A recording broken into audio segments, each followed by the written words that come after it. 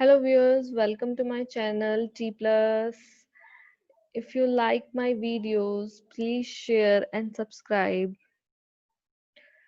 Today we will discuss about the chapter 2 of class 10th chapter 2 polynomials.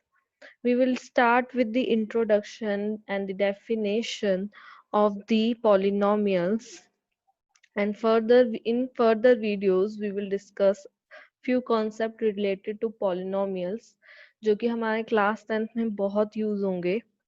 So let's start with the definition. A polynomial px in one variable x is an algebraic expression in x of the form px is equals to an x raised to power n plus an x raised to power n minus 1 and so on a2x square plus a1x plus a naught, where a0, a1, a2 and an are constants, and these are called coefficients of x naught, x square and so on x raised to power n respectively, and degree of the polynomial, and each of the an xn an minus 1 x raised to power n minus 1 to a naught is called the term of the polynomial. Okay, so let us take one example here. X cube plus 2x square minus 3x plus 2.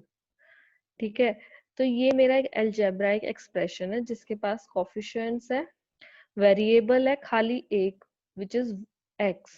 ठीक है, और कुछ minus plus के science है.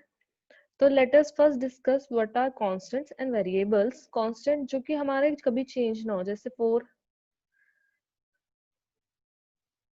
ठीक है, 3, यहाँ क्या है -3 भी है, 2 है, तो ये सारे क्या है मेरे कांस्टेंट है, इनको मैं चेंज नहीं कर सकती. बट x क्या है मेरा वेरिएबल है. इसको मैं वेरिएबल क्यों कहती हूँ, क्योंकि x में जो वैल्यू पुट करूंगी मेरी एक्सप्रेशन की वैल्यू उस अकॉर्डिंग चेंज हो जाएगी. तो x मेरा वेरिएबल हो गया क्योंकि उसकी वैल्यू वेरी होती है. तो दीज आर दी कांस्टेंट जिनको हम चेंज नहीं कर सकते, जो फिक्स्ड रहते हैं, और वेरिएबल जो चेंज होते रहते हैं जैसे हम उनकी वैल्यूज पुट करेंगे. ठीक है, तो अब हम डिस्कस करते हैं कि इसकी डिग्री क्या है, इसमें कितनी टर्म्स है, और हर एक वेरिएबल का कोफिशिएंट क्या है. तो यहाँ डिग्री की बात करते हैं. डिग्री क्या होती है मेरे पास, हाईएस्ट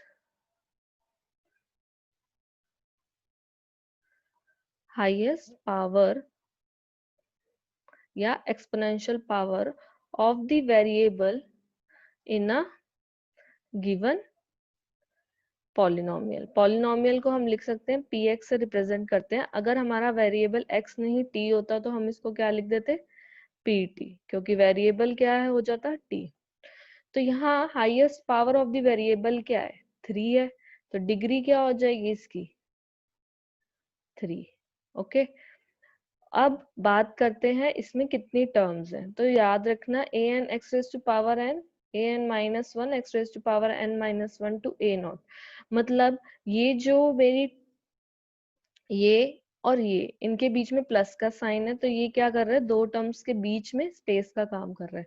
तो हमारे ऑपरेटर्स प्लस माइनस क्या काम करते हैं, स्पेस का काम करते हैं. तो 4x क्यूब मेरी एक टर्म होगी, 2x स्क्वायर मेरी सेकेंड टर्म होगी, 3x मेरी थर्ड टर्म, और 2 क्या हो गया मेरे पास, फोर्थ टर्म.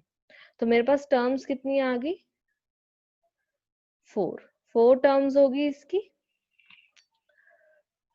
और हम फर्दर वीडियोस में देखेंगे कि हमारे पॉलिनोमियल के काइंड्स क्या है, वो भी किस बेस पे, डिग्री के और टर्म्स के. इसलिए ये मेरे डिग्री और टर्म्स क्या है, इम्पोर्टेंट है. उसके बाद मेरा एक नोट आता है कि degree of the polynomial is always a whole number. तो मेरा एक पॉलिनोमियल का डिग्री हमेशा कैसा होगा, एक होल नंबर होगा.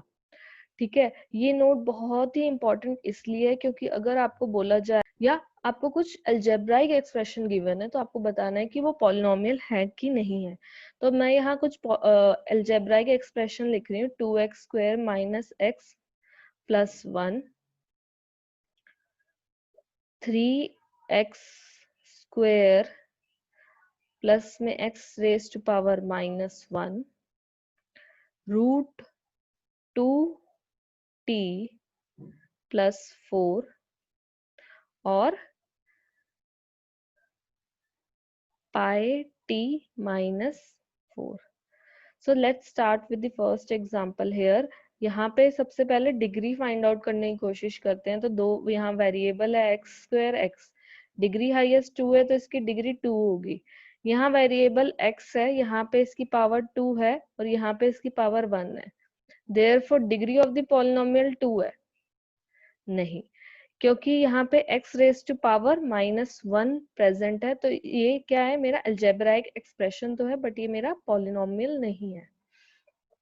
ओके, सो यहाँ मेरे पास अब रूट 2t आ रहा है प्लस 4। तो root 2t means root 2t raise to power 1/2 plus 4। तो यहाँ t की पावर क्या है, रैशनल है ना, and it is not a whole number, therefore it is not a polynomial.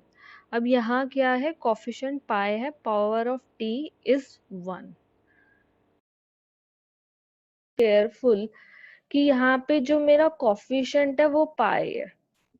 Coefficient पे कोई रिस्ट्रिक्शन नहीं है, वो मेरा रियल नंबर हो सकता है बट मेरी डिग्री होल नंबर होगी तो ही मेरा पॉलिनोमियल होगा वो। ठीक है, तो कोफिशिएंट्स मेरे रियल नंबर या कॉम्प्लेक्स नंबर जो आप 11th क्लास में पढ़ोगे तो वो कोफिशिएंट्स रियल या कॉम्प्लेक्स हो सकते हैं बट मेरी डिग्री हमेशा होल नंबर होनी चाहिए in the case of a polynomial.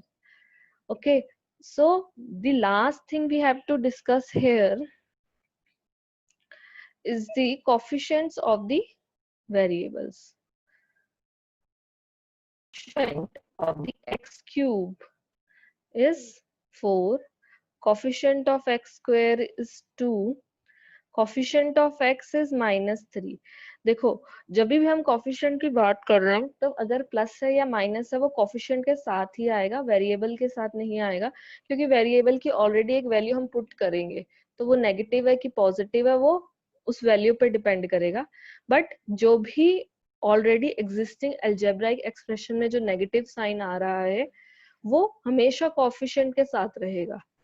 x raised to power 0 which will be 1, हमें पता है anything raised to power 0 is equals to 1 will, तो इसका जो अब कोफिशिएंट है वो क्या हो जाएगा 2, क्योंकि मैं 2 को क्या लिख सकती हूँ 2x raised to power 0। So here I conclude my definition of polynomials. If you like my videos, please share and subscribe, and for any feedback and doubts, please comment. Thank you so much.